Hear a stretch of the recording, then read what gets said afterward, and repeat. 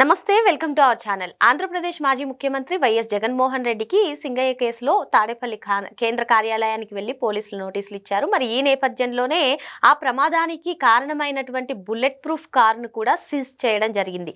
దీన్ని ఉద్దేశిస్తూ సాక్షిలో రాసినటువంటి ఆర్టికల్ని ఏ విధంగా చూడాలి? జగన్మోహన్ రెడ్డికి విశేష ప్రజాదరణ వస్తుంది. సో ప్రజల్లోకి జగన్మోహన్ రెడ్డి వెళ్లేందుకు అడ్డుకునేటువంటి కుట్రే ఇది అంటూ వచ్చినటువంటి ఆర్టికల్ని ఏ విధంగా చూడాలి తెలుసుకునే ప్రయత్నం చేద్దాం. దీన్ని విశ్లేషించడానికి మనతో పాటుగా ఉన్నారు senior journalist doctor Bharat Reddy గారు. నమస్తే సార్. నమస్తే. జగన్మోహన్ రెడ్డి ఏ పర్యటనలు చూసుకున్నా సరే విశేష ప్రజాదరణ వస్తుంది. కూటమి ప్రభుత్వం ఏవైతే వైఫల్యాలు చేస్తుందో వాటిని అన్నింటినీ కూడా ఎండగడుతున్నారు, ప్రజల్లో చైతన్యం తెప్పిస్తున్నారు. సో వీటన్నిటికీ బ్రేక్ వేసేందుకు ప్రజల దగ్గరికి జగన్మోహన్ రెడ్డిని వెళ్లకుండా అడ్డుకునేందుకు కూటమి ప్రభుత్వం కుట్రపూరితంగా వ్యవహరిస్తుంది. ఈ నేపథ్యంలోనే అసలు ఈ సింగయ్య కేసులో ఈ కార్ ఏదైతే ఉందో బుల్లెట్ ప్రూఫ్ కార్ అది అక్రమ జప్తు అంటూ సాక్షిలో వచ్చినటువంటి ఆర్టికల్ని ఏ విధంగా చూడాలి? సాక్షిలో ఆర్టికల్ అంటే జగన్మోహన్ రెడ్డికి అనుకూలంగా రాసుకునే అవకాశం ఉంటుంది. కాకపోతే అందులో నిజాలు ఏంటని మనం ఒకసారి గమనించినట్టయితే జగన్మోహన్ రెడ్డి పర్యటనని కూటమి ప్రభుత్వం వచ్చిన తర్వాత ఏ రోజు కూడా అడ్డుకోలేదు. వాళ్ళు వెళ్తా అంటే కొన్ని పోలీసుల రిస్ట్రిక్షన్స్ ప్రకారం వెళ్ళామని వాళ్ళకు కొన్ని ఆదేశాలు ఇవ్వడం. అయినప్పటికీ ఇటీవల 100 మందితోటి వెళ్ళమని చెప్పినప్పటికీ అతన్ని చనిపోయిన వాడిని పరామర్శించడానికి పెద్ద ర్యాలీ వేసుకొని వెళ్ళి గందరగోళం సృష్టించి అక్కడనే మన పుష్ప డైలాగ్ చెప్పి అదంతా కూడా రచ్చరచ్చ చేయడం జరిగింది. కాబట్టి అది కొంత లిమిటెడ్గానే వాళ్ళు ఇవ్వడం జరిగింది, కానీ అడ్డుకోలేదు. ఎక్కడ పర్యటన చేసినా కూటమి ప్రభుత్వం అడ్డుకునే ప్రయత్నాలు ఏమీ చేయట్లేదు. ప్రజల్ని కలవనీయకుండా ఎవరు ఉండనీయట్లేదు. మనకు ఎగ్జాంపుల్గా మనం చూడొచ్చు. ప్రజల్ని కలవనీయకుండా ఉన్నట్టయితే మనం చాలా సందర్భాల్లో చూస్తుంటాం.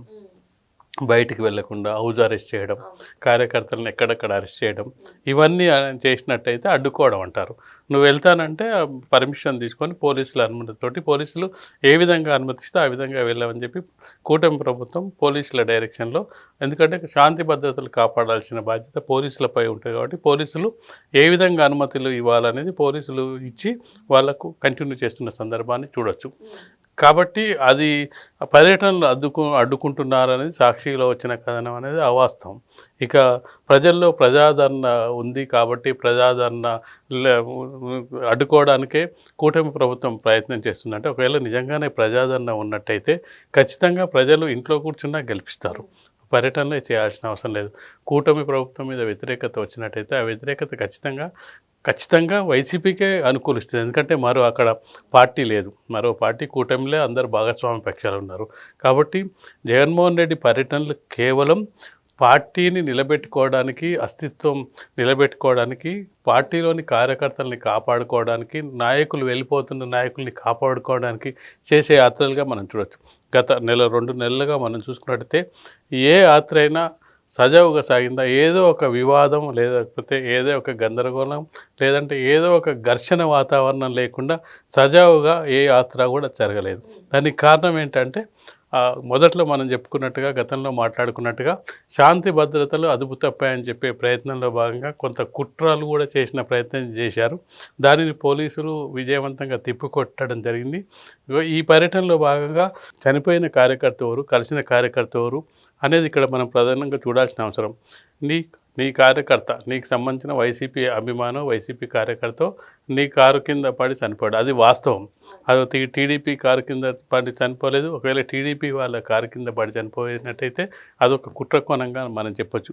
నువ్వు వెళ్ళిన పర్యటనకు నీతో వచ్చిన జనాలు నువ్వు మాస్ గ్యాదరింగ్ చేసుకొని వెళ్తున్న సందర్భంగా అతను ప్రమాదవశాత్తు, దురదృష్టవశాత్తు అతని కుటుంబం నుంచి అతను దూరం అయ్యాడు. సార్, మీరు చెప్పినట్టుగా కారు కింద పడి చనిపోయిన వీడియో ఒక 50 to 100 మీటర్స్ ఈడ్చుకెళ్ళిన వీడియో అందరికీ ప్రస్తుతం వైరల్ అవుతుంది. కాకపోతే ఈ వీడియో ఏఐ జనరేటెడ్ వీడియో అంటూ ఇప్పుడు ఈ కారుని జప్తు చేయడం, అక్రమ జప్తు చేయడం అంటూ అనడాన్ని ఏ విధంగా చూడాలంటారు? కేవలం కారు జప్తు చేయడాన్ని మాత్రం చూస్తున్నావు. కారు జప్తు చేస్తే మళ్ళీ నీకు బయటికి తీసుకురావడం, ఏదో ఫైన్ కట్టేది, కానీ పోయిన ప్రాణాన్ని తీసుకురొచ్చి ఇవ్వగలదా?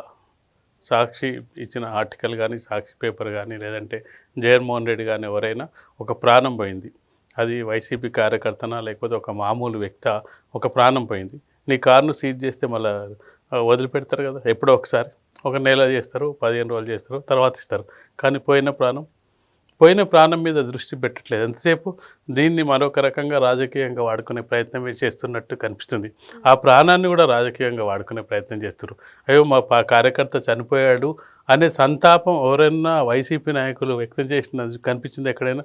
అదే మా కోసం వచ్చిన మా కార్యకర్త మా పొరపాటు వలన, మా డ్రైవర్ పొరపాటు వలన, తొక్కిసలాట వలన చనిపోయాడు, వాళ్ళ కుటుంబాన్ని ఆదుకునే ప్రయత్నం చేద్దామని ఎక్కడైనా వైసీపీ నాయకులు మాట్లాడారా?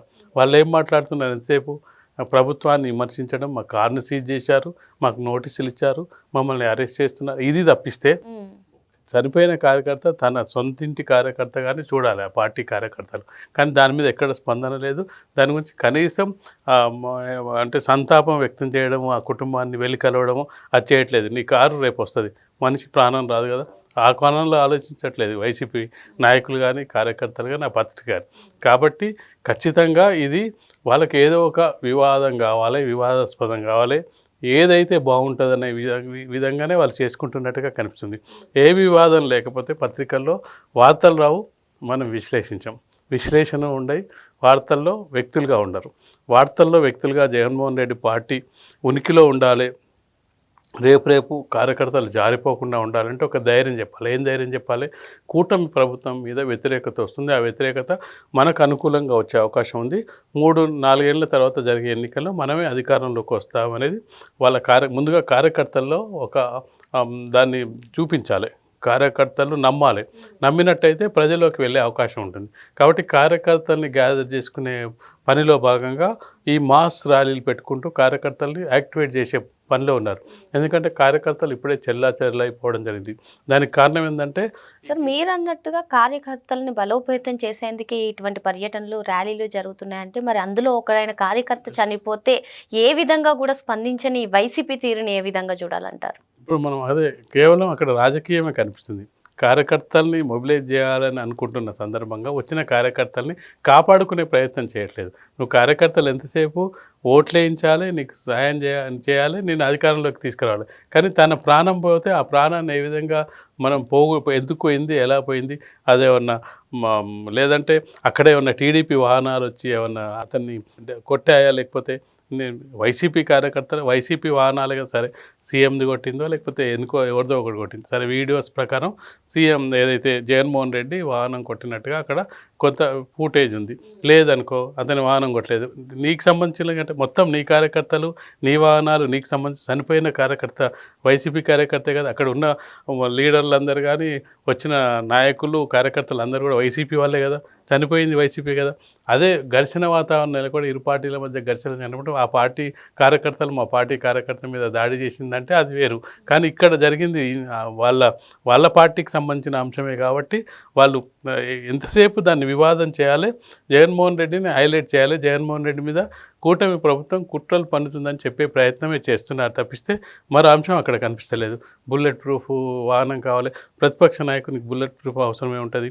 థ్రెట్ ఎందుకు ఉంటుంది? బుల్లెట్ ప్రూఫ్ థ్రెట్ ఉందనుకో, రేపు పాదయాత్ర చేస్తా అంటాడు, పాదయాత్ర చేస్తే ఎట్లా ఏ విధంగా చేస్తాడు? బుల్లెట్ ప్రూఫ్ వాహనంలో వేస్తాడు. నడుచుకుంటా కదా పాదయాత్ర చేసేది, నడుచుకుంటా చుట్టూ నడిచేటప్పుడు ఏమన్నా మనకు అది ఉంటుందా, ఏమన్నా గ్లాసులతో అద్దాలతో ఉండదు కదా, అప్పుడే ఏ విధంగా నేను అధికారంలోకి రావాలంటే మరొకసారి పాదయాత్ర చేస్తానని చెప్తా, అప్పుడు థ్రెట్ ఉండదా? ప్రజల్లో వెళ్ళాలనుకున్నప్పుడు నువ్వు ఖచ్చితంగా కూడా దానికి సంబంధించి ప్రభుత్వ బాధ్యత, ఏ ప్రభుత్వం ఉన్నా ఒక ప్రతిపక్ష నాయకునికైనా సామాన్య మానవునికైనా వాళ్ళకి భద్రత కల్పించాల్సిన బాధ్యత ప్రభుత్వం, పోలీస్ వ్యవస్థ ఖచ్చితంగా తీసుకుంటుంది. ఒక ప్రతిపక్ష నాయకునికో లేదంటే ఒక కార్యకర్తలకో లేకపోతే మరొకరైనా శాంతి భద్రతలు క్షీణించి వాళ్ళ మీద అటాక్స్ జరిగినప్పుడు అది ఒక చనిపోయిన వ్యక్తికే కాదు, ప్రభుత్వానికి కూడా అప్రతిష్ట. ఈ ప్రభుత్వ హయాంలో ఈ వ్యక్తి చనిపోయిందంటే రేపు వచ్చే పెట్టుబడులకు కానీ లేకపోతే బయట రాష్ట్రాల్లో కానీ మిగతా అంశాలు కానీ అక్కడ శాంతి భద్రతలు క్షీణించాయి. ఒక ప్రతిపక్ష నాయకునికే భద్రత లేదు, మనం వెళ్ళి ఏ విధంగా ఇన్వెస్ట్ చేస్తామనే అది ప్రభుత్వానికి అప్రతిష్ట. ప్రభుత్వం ఎప్పుడు కూడా ఆ విధంగా ఒక నాయకునికి భద్రత లేకుండా చేసి అతను థ్రెట్ కారణంగా అతని మీద దాడి చేసే విధంగా కుట్రలు చేసే అవకాశం ఉండదు. రాజకీయంగా ఎదుర్కొనే అవకాశాలు ఖచ్చితంగా ఏ పార్టీ అని చేస్తుంది. అది కూటమి ప్రభుత్వం అని చేస్తుంది, ఆ పార్టీ అని చేస్తుంది, ఏ పార్టీ అని చేస్తుంది. రాజకీయంగా విమర్శలు, ప్రతి విమర్శలు ఇవన్నీ ఉంటాయి.